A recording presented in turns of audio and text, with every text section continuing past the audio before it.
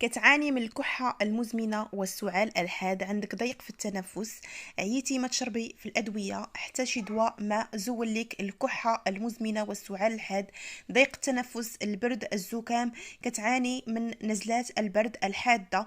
اليوم غادي نشارك معك هذا المشروب السحري لعلاج السعال الحاد والزكام، نزلات البرد والكحة المزمنة، ضيق التنفس. إلا كانوا عندك كل هذه الأعراض ما عليك غير تبعي هذا الفيديو هذا قبل ما نبدا.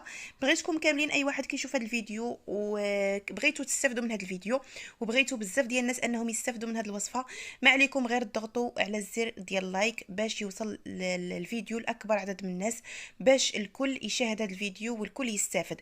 اللايك راه ما كنتخلصوش عليه، راه ماشي كنقول لكم ديروا لايك لان غادي نتخلص ولا شي حاجه، بالعكس اللايك غير كيخلي الفيديو انه يوصل لاكبر عدد من الناس وحنا ما كنتخلصوش على اللايكات.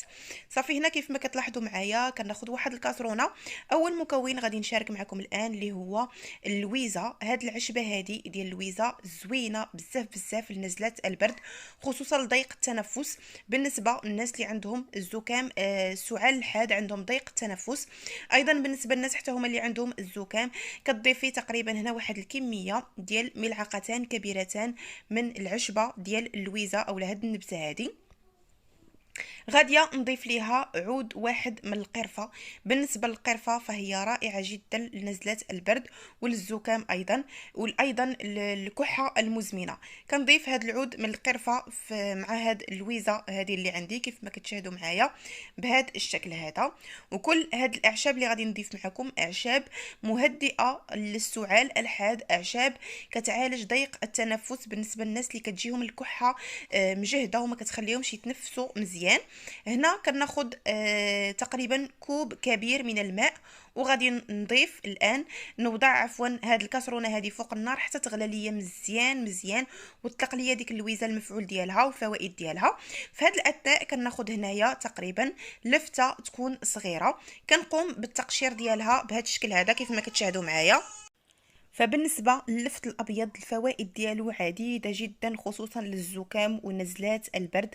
بالنسبة للناس اللي عندهم الكحة اللي كتكون حادة وكتسبب لهم ضيق في التنفس، فكنصحكم بهذا اللفت الأبيض. صافي هنا أخواتي كيف ما كتشاهدوا معايا من بعد ما قمت بالتقشير ديال هاد اللفتة هذه اللي عندي بهذا الشكل هذا، خذوها غتكون غير صغيرة. غادي ناخذ أيضا ليمونة حتى هي وغادي نقوم بالتقشير ديالها. حاولوا انكم تزولوا مع هذيك الطبقه اولا الجلده البيضاء اللي كتكون لداخل باش ما تطلقش لكم المروره كيف ما كتلاحظوا معايا. من بعد ما غادي نقوم بالتقشير ديالها بهذا الشكل هذا فقط بالسكين. غاديه ناخذ واحد المطحنه اللي تكون كهربائيه باش غاديه تساعدني بشكل كبير انني نطحن هذه العناصر جيدا. حاولوا انكم ضروري انكم تطحنوهم مزيان مزيان باش ما كت يعني ما كتبقى عندكم حتى شي حاجه اللي تضايقكم من تبغيو تناولوا هذا المشروب هذا. وايضا باش انكم تستخلصوا كل الفوائد لا بالنسبه للفت لا بالنسبه للعصير ديال الليمون. فبالنسبه للعصير الليمونه علاش قمت بالطحن ديالها مع هاد اللفته وما عصرتهاش، يعني ما عصرتهاش باش تساعدني بشكل كبير ان هاد اللفته تطحن ليا حتى هي، باش ما نستعملوش الماء غير الليمون مع هاد اللفته. غادي تطحنوهم مزيان مزيان ضروري.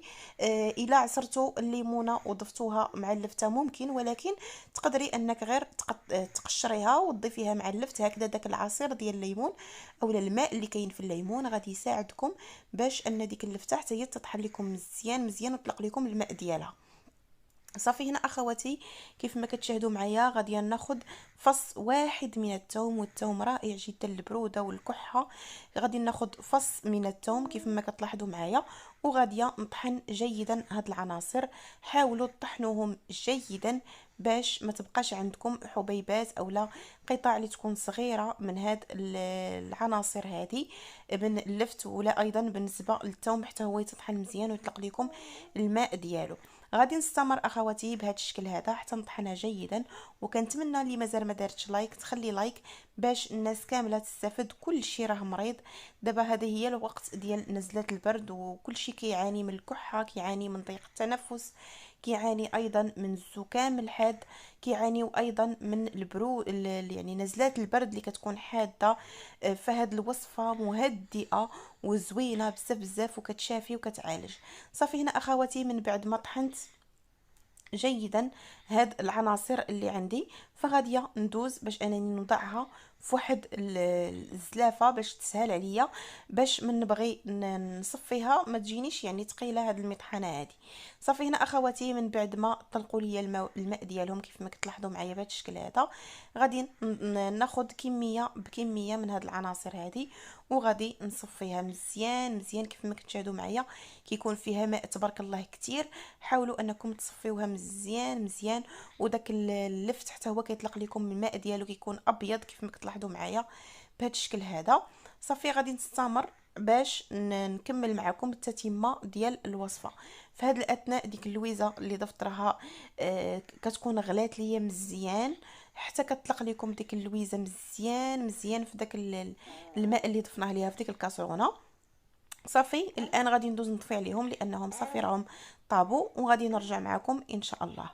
صافي هنا اخواتي كيف ما كتشاهدوا معايا غادي ناخذ واحد الكاس ومصفات كيف ما كتلاحظوا معايا، نفس المصفات اللي قمت بالتصفيه ديال العناصر ديال اللفت والحامض اولا الليمون. كناخذ نصف الكميه من داك اللويزه اللي حضرت في الكاسرونه، وغاديه نضيف ليها تقريبا واحد 3 ملاعق كبيره من هاد المحلول هذا اللي حضرت معكم.